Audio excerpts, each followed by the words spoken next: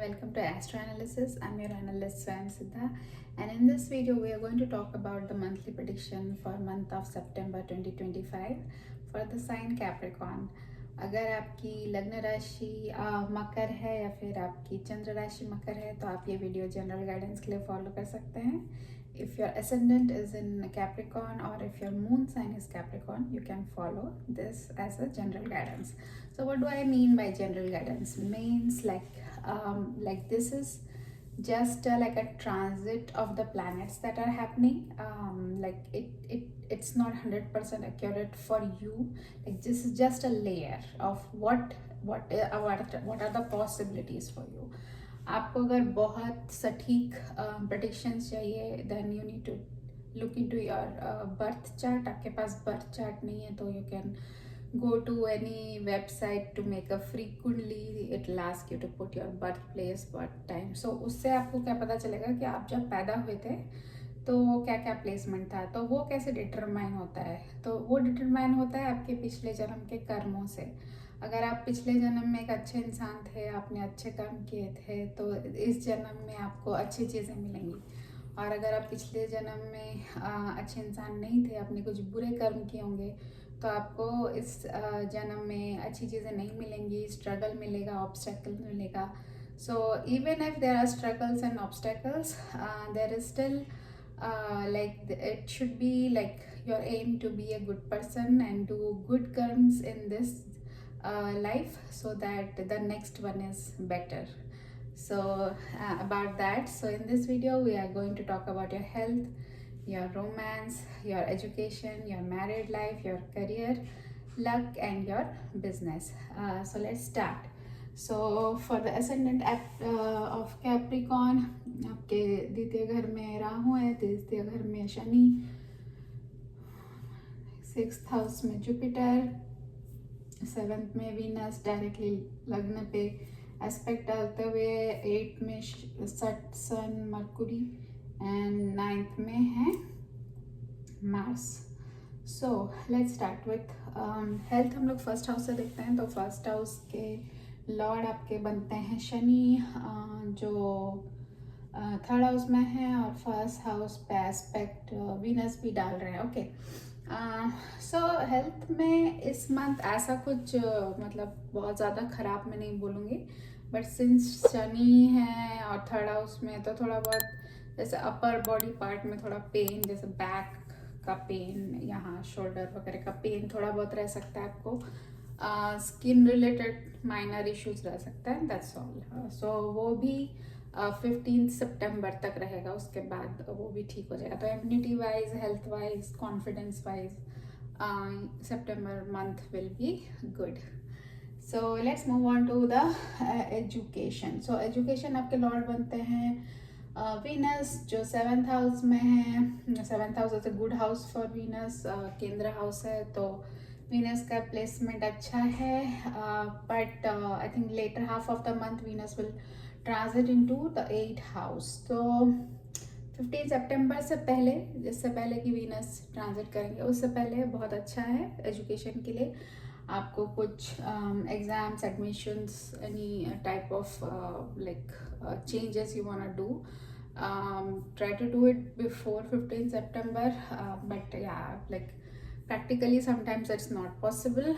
कभी कभी हो गई, उसके बाद कुछ important date पड़ ही सकता है, but I would say 15 सितंबर से पहले आपका अच्छा टाइम है. तो अगर if something is in your control, try to do it before 15th. Moving on to romance. Romance भी हम लोग सेम हाउस में देखते हैं. रोमांस भी अच्छा है, लॉर्ड 7th में, विच इज़ वेरी गुड, और बहुत अच्छा रहेगा. एस्पेक्ट भी है फर्स्ट हाउस पे, तो रोमांस बहुत अच्छा रहेगा. Your relations will be good, you will have understanding and you will kind of get each other. But just mid सितंबर के बाद ये 8th हाउस में आ जाएंगे, तब बी अ लिटिल वेरी, थोड़े बहुत आर्ग्यूमेंट्स हो सकते हैं. सो आई थिंक वो भी माइनर होंगे, उतना कुछ मेजर नहीं है. So that's all about the romance part. Moving on to the marriage part. So marriage हम लोग 7th हाउस से देखते हैं. 7th हाउस के लॉर्ड बनते हैं moon, moon changes its sign every 2.5 days. So currently you have Venus there, जो mid month के बाद 8th हाउस में चले जाएंगे. 8th हाउस अच्छा नहीं होता है. 8th house is a house of transformation and things like that. So हाँ, first half of the month बहुत अच्छा है. मैरिड लाइफ आपका और आपके पार्टनर की बहुत, स्पाउस की बहुत बनेगी. You will get each other, you will have good times together.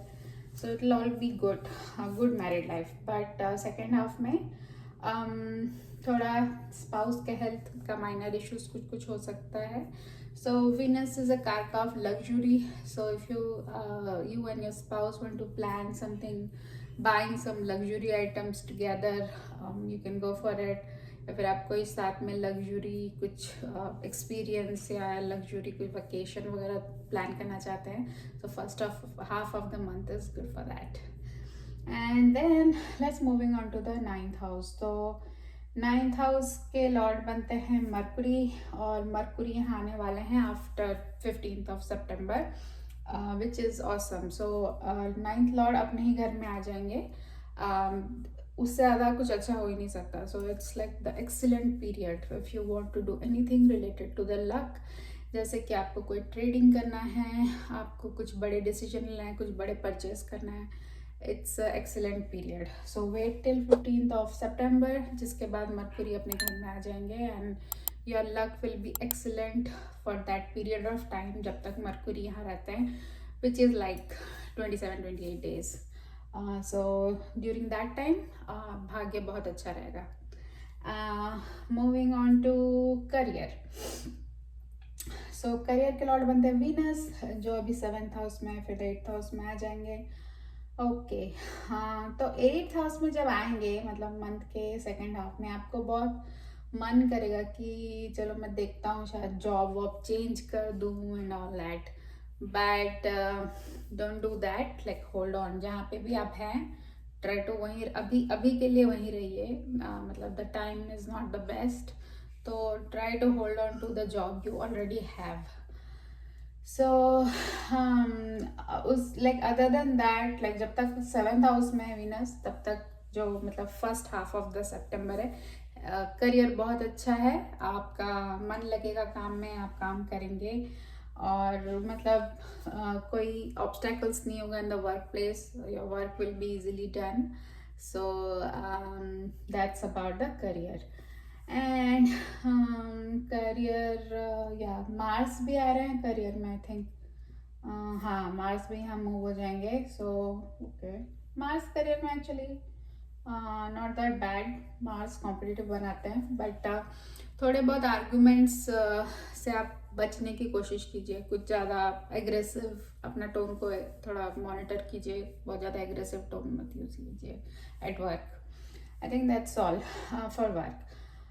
Business की बात करते हैं. बिजनेस का सेम है. Mercury is going to be exalted, business will be excellent. Venus भी केंद्र हाउस में है. फर्स्ट हाफ में वीनस केंद्र हाउस में, और सेकेंड हाउस में मरकुरी exalt हो रहे हैं. So after that also I think it will be excellent. So yeah, Mercury in 9th house, sorry, Mercury is getting exalted. So it's business अच्छा है, फाइनेंशियल गेन्स होंगे, आप एक्सपेंशन के बारे में भी सोच सकते हैं. So all in all this month business is going to be good for you. So that's all the general predictions. Special prediction के हिसाब से मैं बोल सकती हूँ आपका सैटर्न 3rd हाउस में है और काफ़ी टाइम पे यहाँ रहेंगे. तो 3rd हाउस सैटर्न जहाँ भी रहते हैं, he makes you do your कर्म, वर्क हार्ड. सो इस टाइम पे क्या होगा कि आप अपने सिबलिंग्स के लिए आपको कुछ कुछ काम करना पड़ेगा. जैसे कि मे बी योर ब्रदर और sister will, like specially younger siblings, अगर लोग बोल सकते हैं कि भैया और दीदी आई नीड दिस हेल्प और something. So you will find yourself kind of doing things for them, trying to make their problems go away और मेकिंग देयर लाइफ ईजियर. सो ये हो सकता है. एंड हो सकता है कि आप हर चीज़ में ज़्यादा एफर्ट करेंगे, क्योंकि 3rd हाउस आपके एफर्ट्स का भी होता है. तो you will put in efforts in everything you do. और 3rd हाउस शॉर्ट ट्रैवल्स का भी हो सकता है. So you may undergo a lot of short travels छोटे छोटे लाइक फ्लाइट्स या ट्रेन जर्नीज उस टाइप का travel. So that also can happen since Saturn is in your third house. Third house से थोड़ा सैटर्न रहने से थोड़ा डिलेज भी होता है. मैंने खुद ये चीज़ एक्सपीरियंस किया है मेरे इमीडिएट फैमिली मेम्बर्स में भी जिनके सैटर्न थर्ड हाउस में. तो कभी आप जैसे फ्लाइट लेने गए, फ्लाइट डिले हो गया, फिर कभी ट्रेन का वेट करे, ट्रेन डिले हो गया, तो ये सारी चीज़ें भी होती है. But it's okay, it's not that a big deal. So that's all the predictions. उपाय के तौर पे बोलूँगी मैं, शनि बीज मंत्र कीजिए और हनुमान चालीसा पढ़िए. शनि बीज मंत्र के साथ आप you can be nice and kind to the people who kind of are working in your home, are doing deliveries and kind of service industry people. Be kind to them, be nice to them, be respectful, don't be arrogant. That's all I can say. So that's all for this month. मिलते हैं एक और video के साथ. Stay well, take care, bye.